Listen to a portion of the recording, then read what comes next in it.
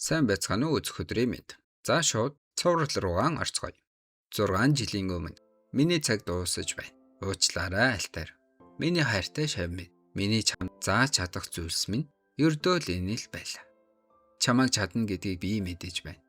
Надаас ч илүү энэ эд шидийг гүйцээх аргыг хамгийн чухал нь Дартарусын шүтэгчдийг тэр тусмаа тэргүүнийг ялах аргыг олоорой. Би энэ биеийн хэлбэрт 25 жил орчим байсан байна. Энэ удаад нэлээд удаан амьдарчээ. Миний бие өөрчлөгдөж эхэлж байна. Тэр өдөр ойртож байгаа болохоор олон туршилтууд болон алдаа байсан. Би олон авьяастай хүүхдүүдийг сургасан. Гэвч зарим нь дамын дунд бууж өгсөн. Харин зарим нь буруу зам руу орсон.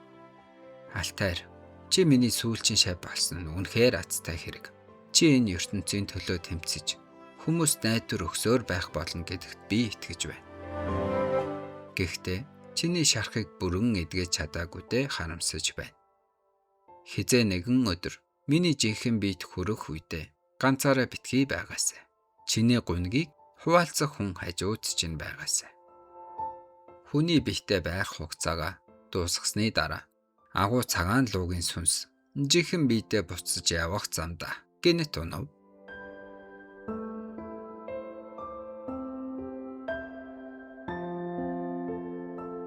Би хаана байна вэ? Яг юу болсон бэ? Тоос шороо ихтэй юм. Амьсгалагч хэцүү байна. Хүлээ, би чинь сүнс хэлбэртэй шүү дээ. Яагаад амьсгал тавьчтаад байгаа юм бэ? Ямар нэг шалтгаанаар луугийн сүнс жижигхэн гөрүүлийн биед шингэж өнчин хүүгийн хоол болох шахав. Ийм зүйл болох ёсгүй байв. Ингээд би агуу элдний мастрын шав болсон юм. Тэрнээс хойш багш маань надад элдний урлаг заасаар өөрийн шинэ биеийн хугацаа дуусах хүртэл намайг сургасан. Дараа нь буюу 6 сарын өмнө жинхэнэ биедээ буцсан. Явхаасаа өмнө надад энэ сэлэн болон хуйгийг өгөөд гүнжид туслаарай гэж хэлсэн. Би амлалтаа заавал биелүүлдэг. Одооноос эхлээд нохоо шиг танд үйлчлэнэ. Чиний хэлсэн бүхнийг би биелүүлнэ. Сайн байна. Эцэст нь амсах ёстойгоо амсаж, жаахан номхорсон болол та. Одоогоор эрдэг хөдөлгөж байгаа ганц зүйл бий. Тэр нь тулааны дон. Төрөлхийн дайчин хүн ууланд бэлтгэл хийж байгаад доод төвчний дайснуудтай тулдаад ирэхлээр уудаж өвхөх шахна. Би үнэхээр залхаж байсан.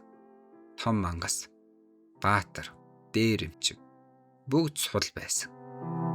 Тулаан гэдэг чинь ингэж уйтгартай зүйл юм уу гэж бодогдож эхэлсэн.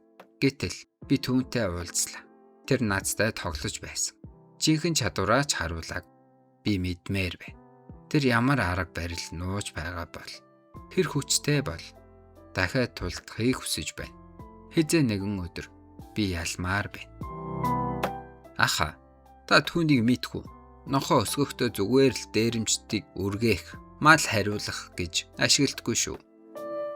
Ойлголоо. Надтай тоглож урамшуул өгөхийг хүсэж байна уу? Тийм ээ эзэн минь. За наашир, шагналч.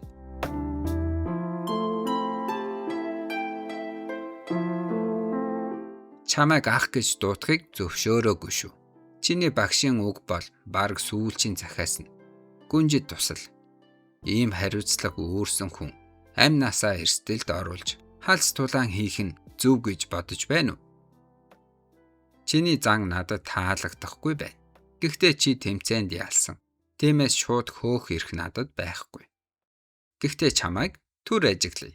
Тэгхийн тулд чамд хяналтын хэрэгсэл хэрэгтэй.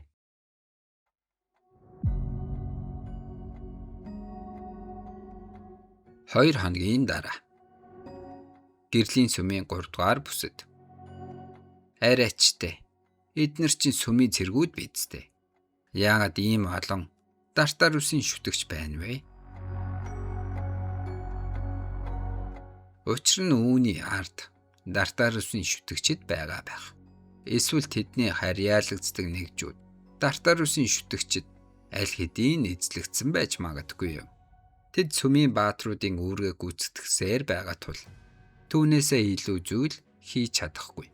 Одоогор тэд зүгээр л хүч чадлаа харуулж байна. Тэд үүнийг хийх тодорхой шалтгаантай болох хүртлээр дайралтыг эхлүүлэхгүй. Жишээ нь тэрүүн сагмарт нь Олдыг хөнөөсөн, эсвэл луугийн зүрхийг хулгайлсан гэсэн бодит нотлогоотой болох хүртэл. Ноён Заприйн хэлсэн шиг. Тэгэхдээ эдгээр тэнгүүд ямар нэгэн нотлох баримт зохиож чадахгүй гэж үү? Нотлох баримт зохиох нь хүртэл зөв цаг хугацааг шаарддаг.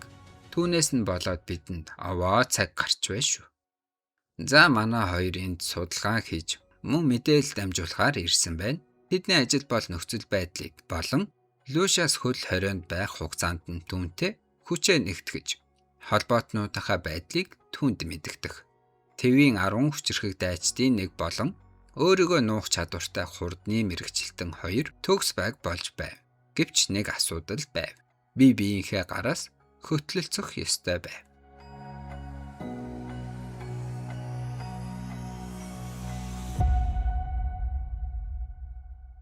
Эльфиний их ойд мугувчийг сайжруулсан.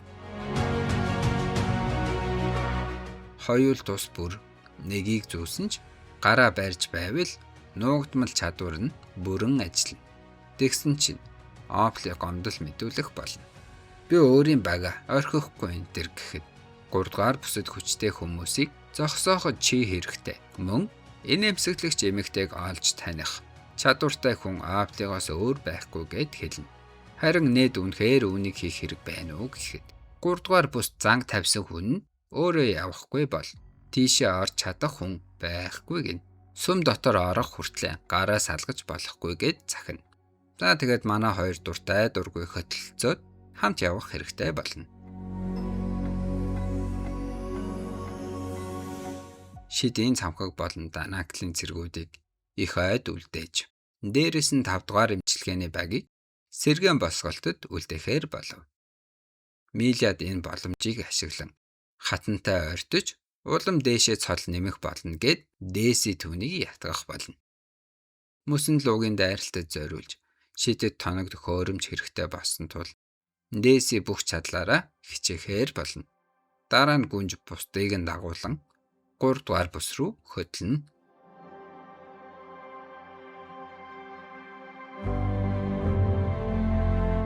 Мөнгөн Арслангийн метрил хуйг, сургалтын горим, цагаан луу шавьдаа зориулж хийсэн дуудлага, хэлний ид шид ашиглан хувиргах шившлэг уншснаар хэлбэрийг нь өөрчилж болно. Сургалтын горимд байх малгайг зүүсэн хүнийг үйлдэлийг удирдах боломжтой. За энэ бол тулааны горим. Чөтгөр авг. Багш минь явснаас хойш сургалтын горимоос саллаа гэж бодсон чинь тэр яаж энэ горим солих шившлэгийг мэддэг байна. Тэгэж яагаад намайг ингэж их сонгон хэрчүүлээд байгаа юм бэ? Нүд хорсож байна. Чи хит удаан байна нохоо минь. Хурдан арилгаач. Арслангийн цусны дусал. Мөнгөн Арслангийн метрил хуйг нь суулагсан эрдэнэ сургалтын горимд байхад гарган авч удирдах төхөөрөмж. Үүрэг нь шийтгэх, тушаал өгөх, байршил хянах. Одоохондоо санаа амар байж болох нь энд байхад эрдийг хянаж чадна. Тэгсэн байхад тэр асуудал үүсгэхгүй.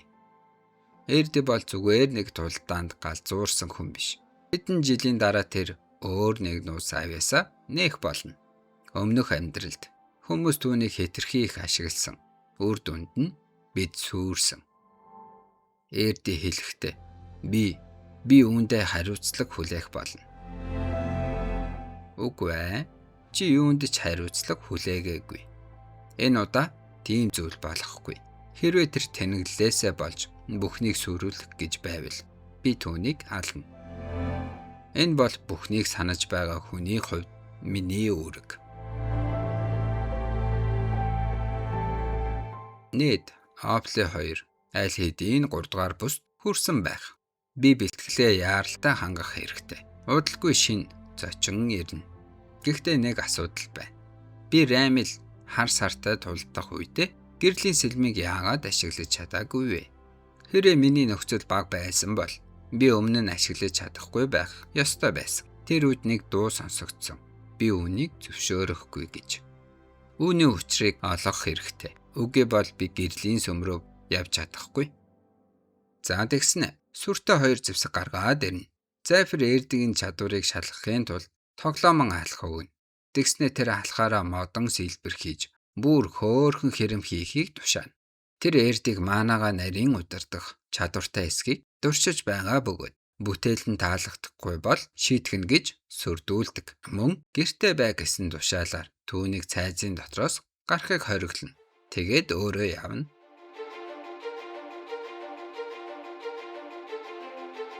Гэрлийн сүмийн 3 дугаар бүсийн доорх усан хонгил. Нэрэндээ таарсанчлан 3 дугаар тойргийн агуу сүм үнэхээр асар том байгууламж юм. Бат бүх ханнууд ариун хамгаалтын хэрэгслүүдээр бүрэн тоноглогдсон. Хүн сүргэлж хангалттай нөөцтэй тул бүслэлтэнд орсон ч бүтэн жил тисэж чадна. Тартарусын шүтгчдийн довтлогоо ялангуяа инэмсэглэгч эмэгтэйгээс сэргийлэхийн тулд энэ удаа сүмийг бүрэн тусгаарлсан. Тагтаа хүртэл оруулж гаргахгүй. Хинч орж гарч болохгүй. Гэхдээ бүрэн хааж чаддаггүй ганц газар бий. Тэр нь бохор ус зайлуулах суваг. Дайснууд нэвтрэхэд хамгийн тохиромжтой зам нь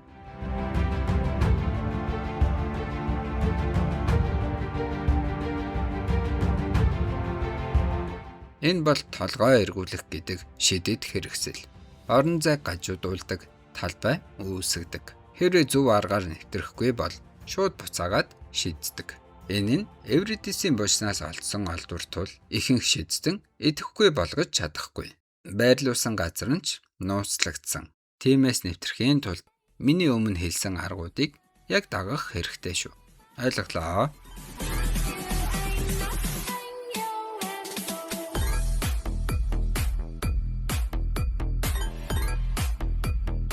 Энэ новшийн нэвтрэх шаардлагуудыг хэн зохиосон юм бэ? Зайпер. За. Тэгвэл чамайг алахгүй бай. Цаашдаа түүнийг илүү сайн хянахыг хичээнэ. Нэвтрэх нөхцөл бүжиг. Биелсэн. Нэвтрлээ. Нэвтрэх нөхцөл тодорхой байрлалаар урагшлах. Биелсэн. Нэвтрлээ. Би хэлж байна шүү. Дараагийн удаа түүнийг зогсоохгүй бол чамайг ална. Энийг харин би бодож олсон. Нэвтрэх нөхцөл хос тооны хүн. Хамтын бүжиг.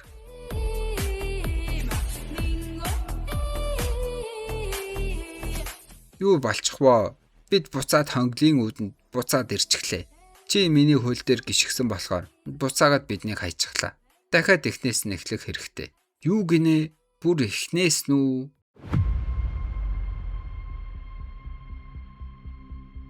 Битгий хөдөл.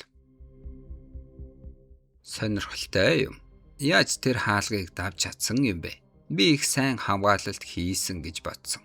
Олон хүн сүм рүү нэвтрэх гэж оролцсон ч ийм хол хөрсөн хүн гэвэл чи анхных нь.